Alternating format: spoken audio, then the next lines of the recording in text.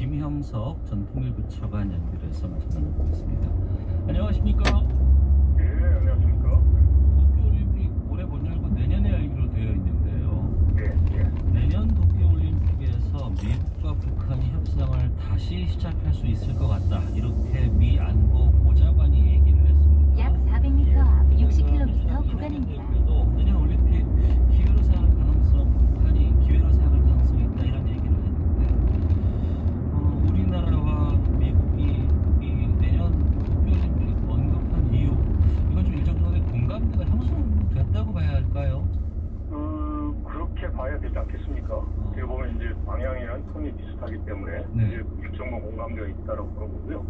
기본적으로 이제 우리도 그렇고 미국도 그렇지만 이제 북한과 북한 문제를 풀기 위해서는 네. 뭔가 계기가 있어야 되잖아요. 네. 그런데 이제 지금 상황에서 볼 수 있는 계기는 내년에 도쿄올림픽이 개최가 되면 그거 자체가 이제 비정치적이고 거기에 또 정부에서의 이제 비정의 인사들이 들어온단 말이죠. 네. 그러면 그 계기에 여러 가지 대화가 가능하고 그러면 이제 그때 미국 간의 대화도 가능하겠다라고 생각할 수도 있고 그걸 계기로 해서 서로의 그런 노력을 같이 할 그런 기회가 있는 거죠. 기억을 되돌려보니까 그 2018년 초에 평창 동계올림픽 있지 않았습니까? 네, 네. 그때는 올림픽 열리기 전에는 상당히 분위기가 안 좋았는데 그 올림픽을 계기로 많은 변화가 좀 있었어요, 보니까. 그렇죠. 그래서 일단 북한이 이제 그 평창 올림픽에 이제 참여를 하겠다라고 했고 그때 이제 참여를 하면서 이제 대표단이었고 자연스럽게 북한에 이제 보이징 인사가 왔고 그때 김여정이라든지 김영남이라든지 행사가 왔지 않습니까? 그래서 그걸 계기로 해서 이제 남북 관계가 약 400m 앞 60km 신호위반 과속 단속 구간입니다. 창이 열렸던 그런 사례가 있습니다. 그래서 지금 어렵지만 내년 7월에 도쿄올림픽이 개최가 된다면 그 계기를 통해서 2018년에 있었던 그런 여러 가지 흐름이 다시 또 재개될 수 있는 그런 가능성이 충분히 있다고 볼 수 있는 거죠. 그렇다면 우리와 미국은 이 일정에 어느 정도의 동의가 있다고 하면 북한이 여기에 호응을 해야 될 것 같은데 어떻게 전망하십니까? 일단은 지금 북한의 김정은 위원장이 지난번 75돌 행사 이런 데서 보면 네. 미국 대선 이후에 미국과의 그 대화라는 부분에 대해서는 이제 희망을 갖고 있는 것 같아요.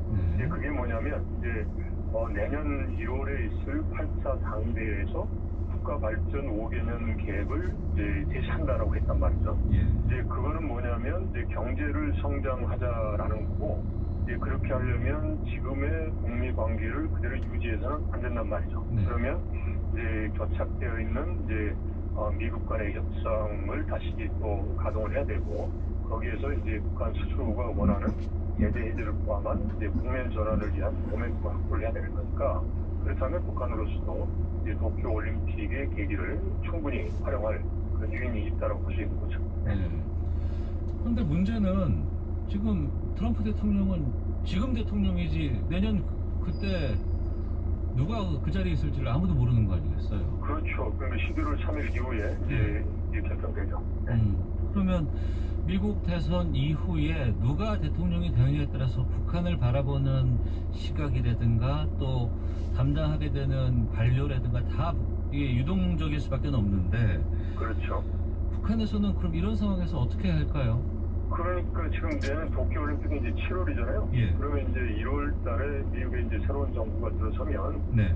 6개월 정도면 이제 대체적으로 또 한 번 또 그 액션을 취할 수 있는 그런 이제 시간적인 여유는 있습니다. 네. 때문에 예를 들어서 이제 바이든 후보가 되더라도 이제 7월이라는 도쿄올림픽 시점을 보면 북미 간에 여건이 되면 충분히 가능하다라고 생각하고요. 네. 그런데 이제 우리가 지금 생각하고 있는 게 트럼프 대통령이 될 때하고 그다음에 바이든 후보 될 때하고 많은 변화가 있지 않겠냐.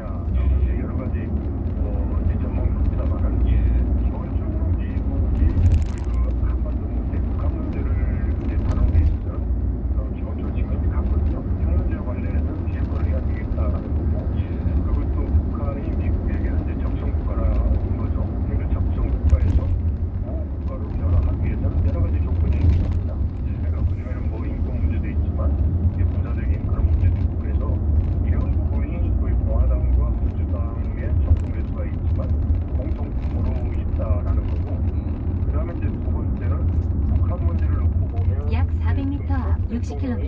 신호 위반 과속 단속 구간입니다. 볼튼의 경우처럼 공화당 쪽에서는 아주 엄하단 말이죠.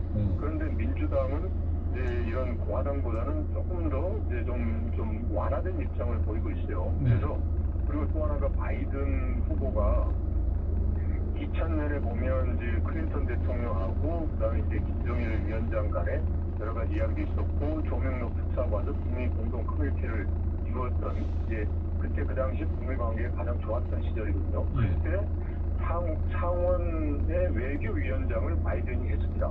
그러면서 북한 문제를 비핵화 문제라든지 북한 문제를 풀기 위해서 행정부하고 호흡을 같이 해야 하기 때문에 이제 바이든 후보가 대통령이 된다 그러면 그때 2000년에 이제 소위 이제 북미 간에 했었던 이제 그런 이제 그 방향으로 움직일 수 있기 때문에 이제 뭐 여러 가지 측면에서 이제 내년도에 대선에 따라서 여러 가지 전망이 있습니다만은 이제 지금의 이제 북한을 비핵화하고 북한을 또 국제사회로 개방하고자 하는 그런 노력의 흐름은 계속되겠다라고 볼 수 있습니다. 그동안 김정은과 트럼프 대통령 간의 여러 가지 관계들을 보면 상당히 좀 친밀해 보이고 신서도 오가고 인간적인 관계를 쌓아왔다 그러고 좋은 관계들한 얘기들이 많아서 트럼프 대통령이 되는 것이 북한에는 좀 유리하지 않을까 이렇게 생각하는 분들이 많이 계시는 것 같은데 바이든 후보 그렇습니까? 반대적인 입장은 아니라는 말씀이네요. 그럼요. 그래서 지금 핵 문제가 놓고 보면 공화당하고 민주당이 봤을 때 다 비핵화는 그거지만 이제 보다 이제 공화당이 더 강한 것이죠. 그러니까 이제 어떻게 보면 이제 바이든이 되면 이제 북한이 어느 정도 지금의 이제 그 아주 경색되고 인색한 이제 상황에서는 어려울 거고 북한이 조금 더 적극성을 보이면 이제 지금 트럼프 시절에 못했던 걸 할 수도 있죠. 그래서 시간이 좀 필요하고 필요한 시간으로 얼추 맞춰보면 내년 7월 도쿄 올림픽 때가 딱 좋을 것 같다. 가능할 수도 있죠. 자, 김형석 전 차관과 함께 말씀 나누고 있는데 어제 좀 재미있는 소식이 들려왔어요.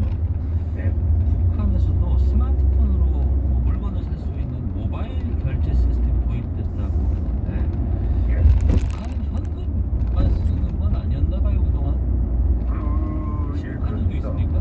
그럼요. 그러니까 이제 우리가 쓰는 신용카드보다는 이제 우리가 보통 그 체크카드 있죠. 그걸 주로 생각하면 미리 돈을 이제 넣어놓고 이제 그걸 쓰는 거죠. 그러니까 신용카드는 그게 아니라 나중에 그인데 그 정도까지는 아직은 이제 아닌 것 같고요. 이제 미리 이제 소위 선불카드식으로 체크카드식으로 그런 카드는 과거에 90년 때부터 있었죠. 그리고 2010년이 되면서 일반 주민들에게도 되어 있습니다. 그런데 그 어제 북한의 선전 매체에 한 이야기는 일반 그런 그 이제 신용카드, 그러니까 이제 현금 카드죠.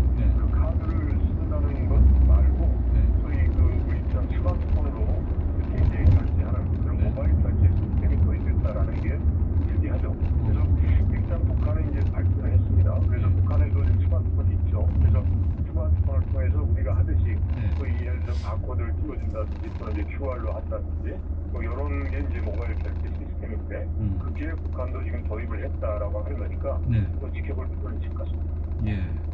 북한에 이 스마트폰 쓰는 사람들이 얼마나 되는 걸로 추정됩니까? 뭐 이제 공식적인 그런 건 없는데요. 이제 북한 전체 인구의 한 뭐 20%에서 40% 수준이다라고 이야기를 합니다. 그래서 20%다 그러면 이제 한 400만이 되는 거고 40%다 그러면 한 800만인데 대략적으로 보면 북한에 이제 장마당이 있습니다. 장마당이 한 460여 개가 있는데 장마당에 관여하는 사람들이 이제 여러 가지 거래 행위를 위해서 이제 스마트폰이 필요하다는 거죠. 그래서 그 사람들이 이제 여러 개를 또 가지고 있다라는 거니까 한 어디서 봐서 한 400만 명 정도 그 정도 이제 스마트폰을 쓰고 있지 않느냐. 이제 그럼 그 중에서도 이제 평양 같은 경우 인구가 한 300만 정도 되는데 평양은 이제 그 특권층의 사람들이란 말이죠. 그래서 이제 그 사람들은 이제 많이 쓰겠고 그렇지만 이제 지방의 좀 낙후된 지역에 사는 사람들은 아마 스마트폰 쓰기 어렵지 않겠습니까? 뭐 삼성, LG, 뭐 애플, 뭐 화웨이 뭐 여러 기종들이 있잖아요. 제작사가.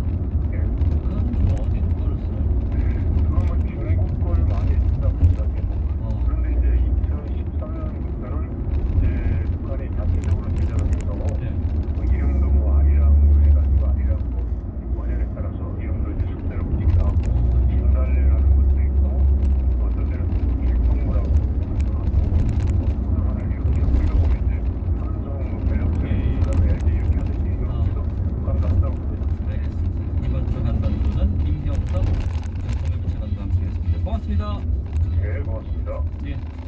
잠시 후 2부 각서라고 해서 오전에 열린 법사위 국감 상황부터 또 다양한 정치 이슈 짚어보도록 하겠습니다. 2부에서 뵙겠습니다.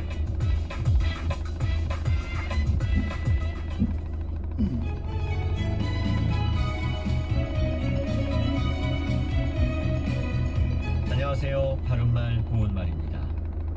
어떤 사람에게 관심이 있을 때 은근하게 눈길을 보내기도 하는데 이런 경우에 추파라는 표현을 씁니다. 추파는 가을 추자에 물결 파자를 써서 원래는 가을에 잔잔하고 아름다운 물결이라는 뜻이지만 이 뜻으로 사용하는 경우는 그다지 많지 않은 것 같습니다. 기본 의미와는 달리 이성의 관심을 끌기 위해 은근히 보내는 눈길이란 뜻으로 사용할 때가 많은데요. 주로 추파를 던지다 또는 추파를 보내다와 같은 표현으로 쓰고 있습니다. 이와 관련된 표현으로 눈 안자를 쓰는 안파 같은 것도 있는데 이때는 여자가 아양을 떠는 눈짓을 뜻합니다.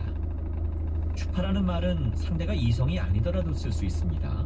이때는 환심을 사려고 아첨하는 태도나 기색을 뜻하고 예를 들어 신임 사장에게 추파를 던진다와 같이 말할 수 있지. 또 가을 추자가 들어가는 표현으로 추상이라는 것도 있습니다.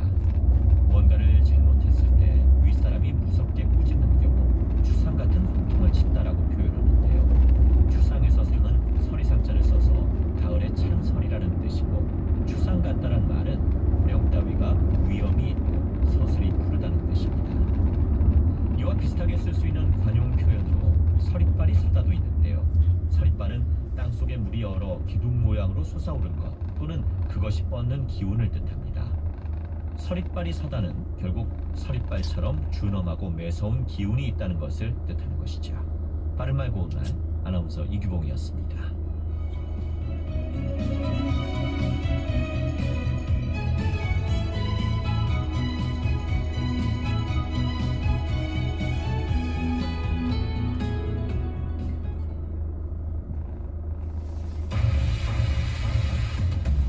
제가 생각하는 토론은 말의 즐거움을 아는 거라고 보는데요.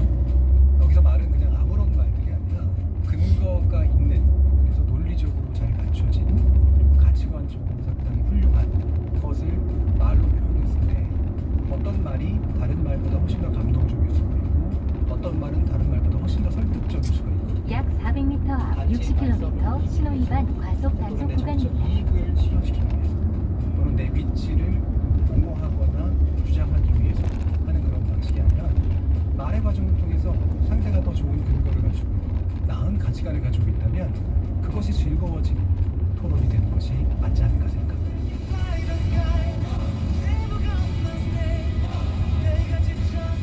KBS 열린 토론 정준입니다.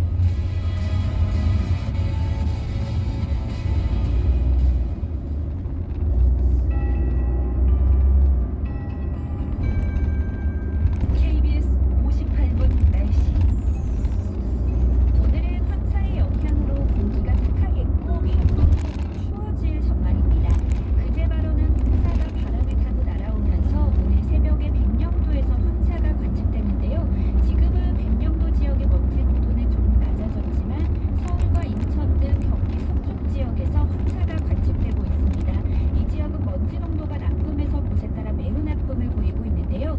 차츰 강원도와 그 밖에 서쪽 지역으로 황사가 이동을 하겠고 밤에는 경상도에도 영향을 주겠습니다.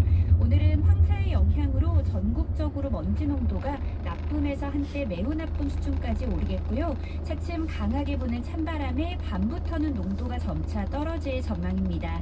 아직 구름이 많이 껴있지만 차차 거치면서 하늘은 맑아지겠습니다. 다만 일부 지역은 낮 동안 옅은 안개가 끼겠습니다. 낮 기온은 서울 18도, 대전, 광주 19도, 강릉, 대구, 제주 21도 등으로 어제와 비슷하겠는데요. 퇴근길부터 추워지면서 내일 아침에는 철원 0도, 서울 4도, 부산 9도 등으로 오늘보다 2도에서 7도가량 낮겠습니다. 지금 경기 북부와 강원 영서 북부, 강원 산지에는 한파주의보가 내려졌고 오늘 밤 11시부터 발효되겠습니다. 현재 서울의 기온은 17.8도, 습도는 55%입니다. 송소진입니다.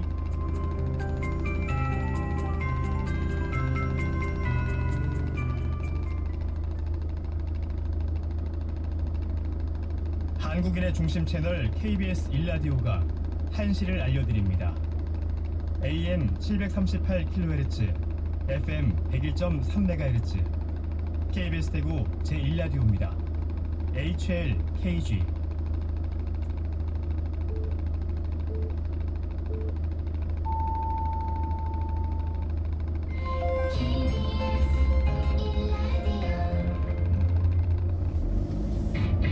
야, 오늘은 점심시간에 뭐하냐? 저야지. 야, 그러지 말고 이거 한번 들어봐. 왜?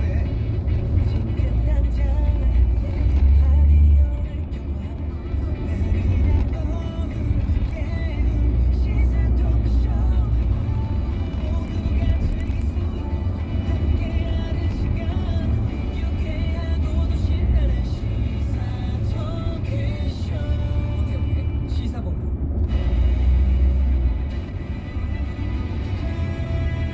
김철민의 본부 뉴스.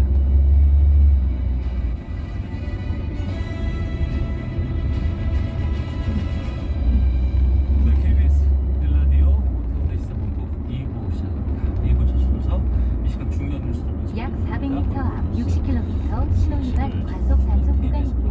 왜 아이언민 김철민 해설위원 어서 오세요. 네, 안녕하세요. 김철민입니다. 예.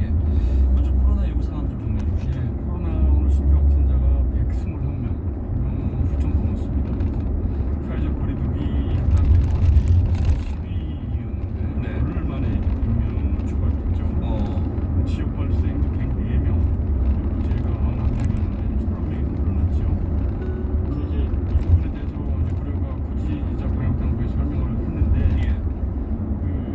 이제 새롭게 무슨 집단 감염 확산되고 뭐 이런 건 아닌데 기존에 이제 집단 감염이 나온 시설들이 이제 다 격리가 됐을 거 아닙니까? 네네. 여기서 검사를 하면서 계속 확진자들이 늘어나고 있는 그런 상황. 검사량이 많고 집중적인 검사를 하기 때문에 좀 많이 늘었다. 특히 이제 그 지금 뭐 수도권의 요양병원 전수조사하잖아요. 예, 예. 거기서 지금 가끔 확진자가 나오는 거죠. 그래서 경기도 광주의 SRC 재활병원에서 확진자가 30명 넘게 나오는데 네. 그렇게 이제 기존에 격리돼 있는 시설에서 검사를 늘린 후에 추가하거든요.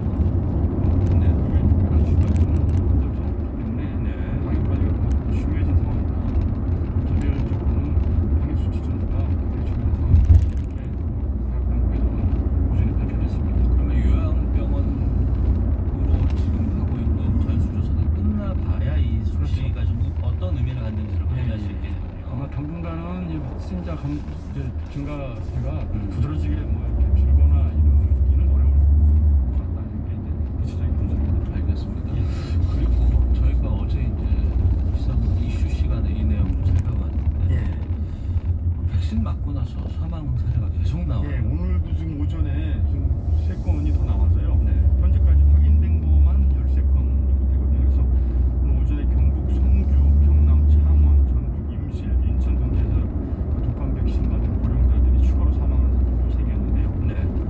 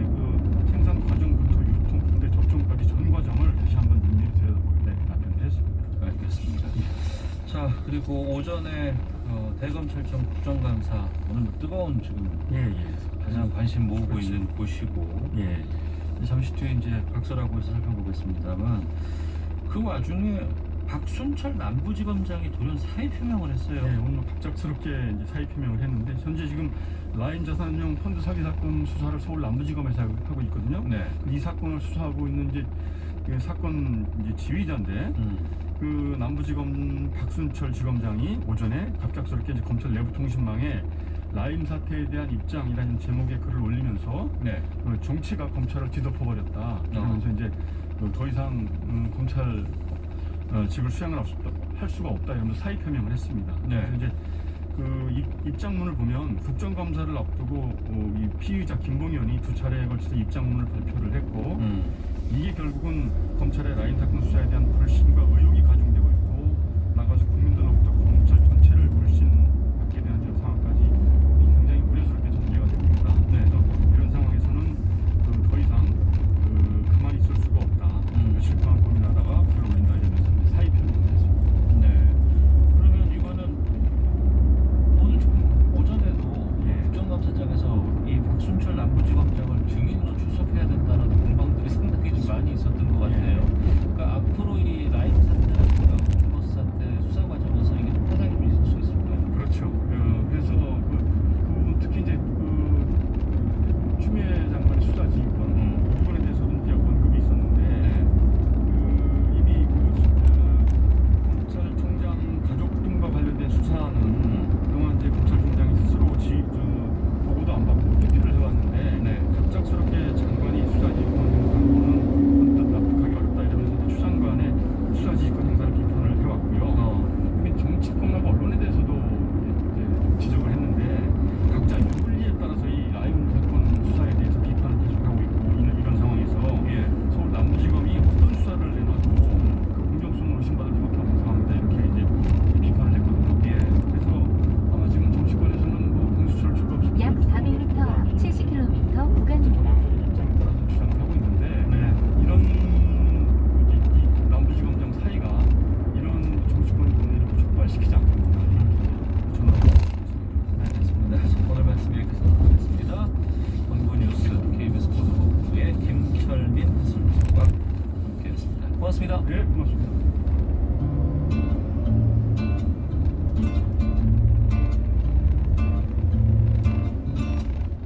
오태훈의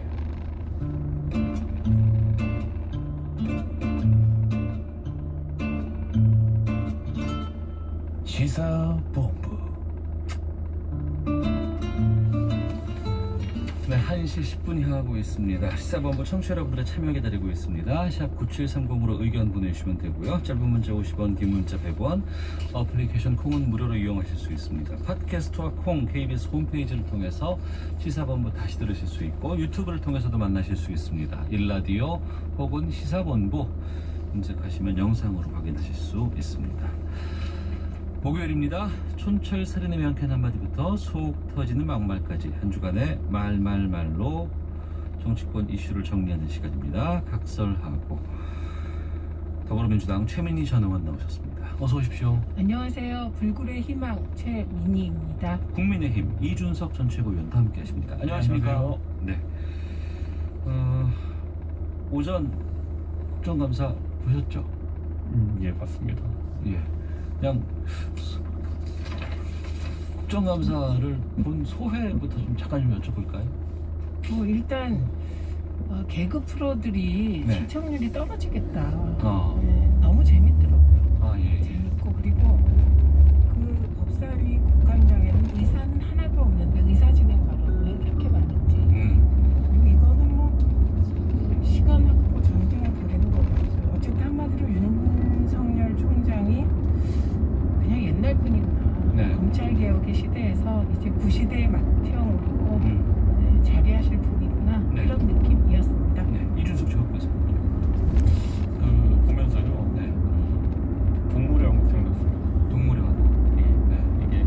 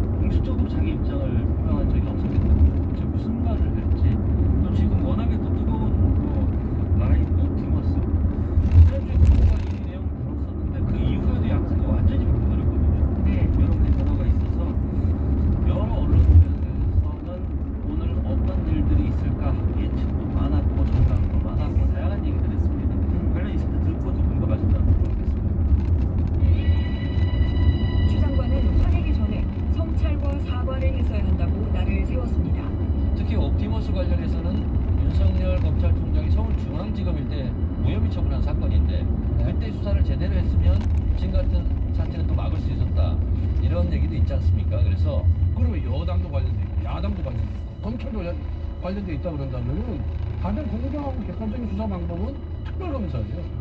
왜 특별검사 하자는데 정부 여당은 굳이 반대해. 왜? 자기 통제 추미애 장관의 통제 바깥에 벗어나니까 그래야 되는 거예요. 날치기로 하는 바람에 치명적인 독소 조항들이 있습니다. 그 독소 조항들 개정하고 동시에 출범시킬 것을 공식으로 제안합니다. 기다릴 만큼 기다려 왔습니다. 끝내 협조를 거부한다면 민주당은 곧바로 공수처법 개정안 심사에 착수할 것이다. 네, 정청래 권성동 의원 KBS 사사건건에 출연해서 여러 입장 말씀해 주셨고 또 여야 원내대표의 사안도 좀 들어봤습니다. 검찰이 이 라임 옵티머스 관련된 수사를 제대로 하지 않고 있다, 못하고 있다. 또 그런 가운데 추미애 장관은 수사지휘권을 발동했습니다. 그리고 SNS를 통해서 여러 입장에 대한 글들을 올렸고 오늘 윤석열 총장이 국정감사를 받고 있습니다. 지금까지 이런 흐름들을 봤을 때 어떤 느낌들 드시는지 아까 소회는 좀 들었고요. 그 전에 추미애 장관의 수사지휘권 발동 또 대검찰청의 입장도 좀 나왔습니다. 거기에 대해서 좀 말씀해 주세요. 대검 입장보다 오늘 오전에 윤석열 총장이 의미 있는 발언을 많이 했습니다. 우선 첫째는 사퇴 안 한다. 인사권자의 뜻을 거론하면서 사퇴 안 한다 이렇게 얘기했고요. 그리고 수사지휘권에 대해서는 이렇게 얘기했습니다. 우선 과거에는 법무부와 검찰이 갈등이 없었다. 과거에는 협의했다. 대립해온 적이 없다. 이런 표현을 했고 수사지휘권이 위법하다 이렇게 얘기했고 검찰총장은 법무부 장관 부하가 아니다 이렇게 얘기했습니다. 그리고 수용한 것은 혼란을 막기 위해서 그랬다. 피해가 국민들에게 갈 거라고 생각했다. 이런 얘기인데 우선 첫째, 과거에는 협의했다. 협의되죠. 대립할 필요가 없어요. 왜냐하면 박근혜 정부 예를 들면 김기춘 비서실장 검사 출신, 우병우 수석 검사 출신, 법무부 장관 검사 출신, 검찰총장 검찰 출신. 뭐 갈등할 이유가 있습니까? 공개적으로 문서도 수사진이 할 일이 없죠. 우리끼리 다 유해상을 통했으니까. 그게 위험했다. 그 위험한 상황에서 국정농단이 벌어져서 박근혜 전 대통령이 탄핵되지 않았습니까? 거기 우병우 수석이 있었잖아요. 그런데 거기 특별감찰관을 오히려 수사 못하게 탄압하지 않았습니까? 그러니까 그런 얘기 하시면 안 됩니다.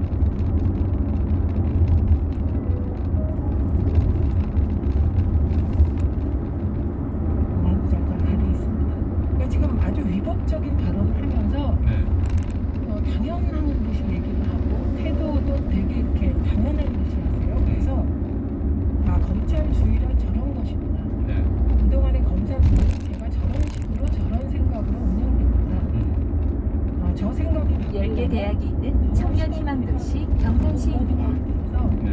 역시 한마디로 하자면 그냥 구시대의 막내로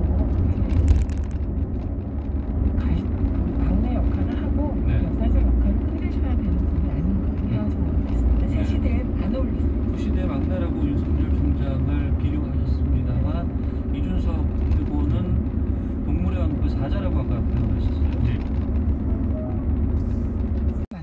면담이 있는데 보고서 형식으로 올렸고 8월 31일에는 수사를 다 해서 자세한 결과를 보고했다. 보고서로 이렇게 되어 있습니다. 검사 비위가 아니라 그거는 야당 라임 정치인 사건 야당 정치인 정치인가요? 그래 그렇게 얘기했습니다. 이거를 질문한 게 여당 의원이에요. 네, 그리고 이거에 대해서 답을 잘 못했죠. 그러니까 이건 그래서 위증이다. 당신이 이렇게 얘기를 했는데 이건 되게 중요한 포인트이고요. 그 다음에 지금 이제 일단 윤석열 총장이 불법적인 발언을 한 건 인정한 거죠.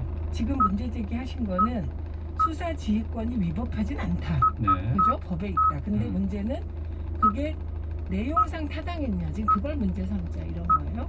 그럼 그 내용상의 타당성은 어떻게 따질 수가 있냐. 저는 일단은 윤석열 총장 장모와 부인 관련해서 검찰이 제대로 수사했다고 제가 믿질 못하겠습니다. 네. 그리고 두 번째는 그 룸살롱 접대한 검사들 있잖아요. 예, 예. 그 검사들에 대해서는 검사들이 있는지 없는지. 근데 왜 이제 수사지휘권이 발동되냐면 그 룸살롱이 접대가 있었다는 건 확인이 된 거예요. 예. 이건 변호사도 인정. 거기에 검사 출신 변호사가 있다는 것도 인정. 문제는 현직 검사가 있었냐 없었냐 이 부분인데 네. 최소한 이 진술이 있었다는 건 확정된 겁니다.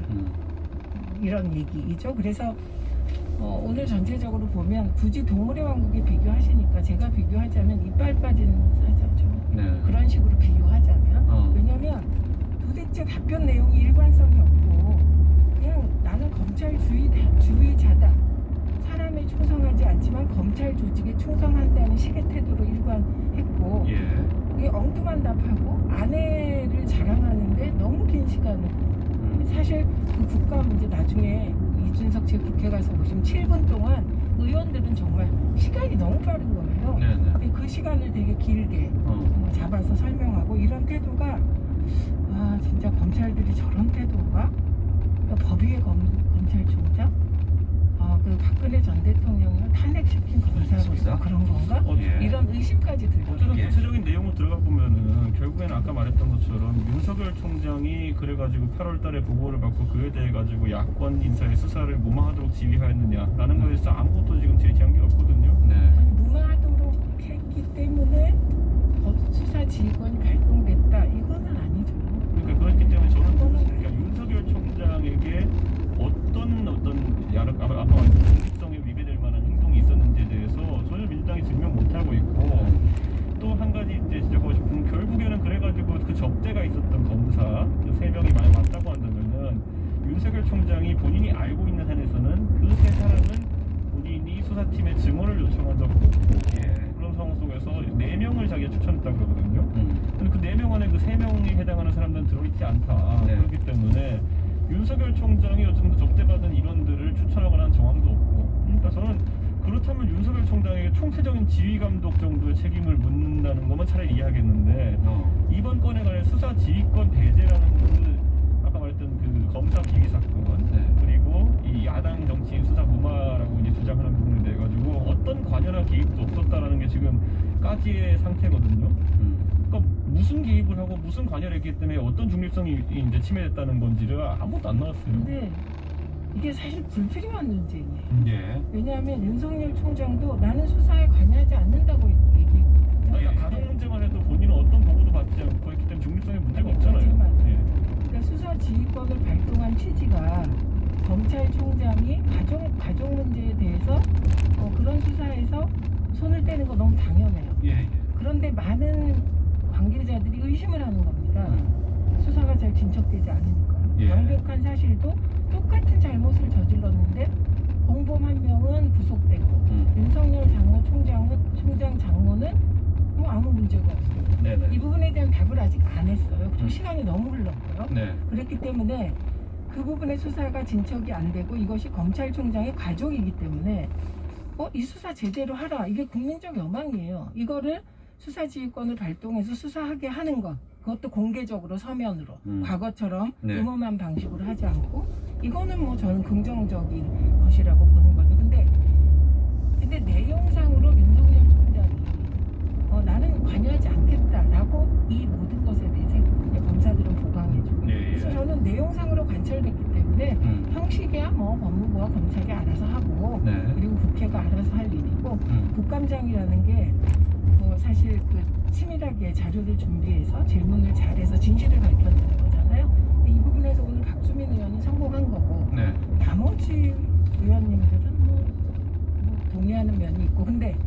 생각해 보세요. 국감은 야당 의원들의 장인데 그렇죠. 지금 여당 의원들이 증명하다 이 말이 나오는 것 자체가 지금 대한민국이 좀 넌센스죠. 뭐 어차피 검찰 싫어하는 건 여당이니까요. 예. 그런 상황에서 이제 여당이 좀 열을 올린 것 같고. 그럼 야당은 검찰 좋아하세요? 아닙니다. 저희는 검찰에 대해서 중립적으로 보고 있고 예. 여당은 검찰 개혁이라는 네 글자 단어를 이제 계속 띄웠기 때문에 오늘 윤석열 총장도 그런 취지로 발언했지만은 네.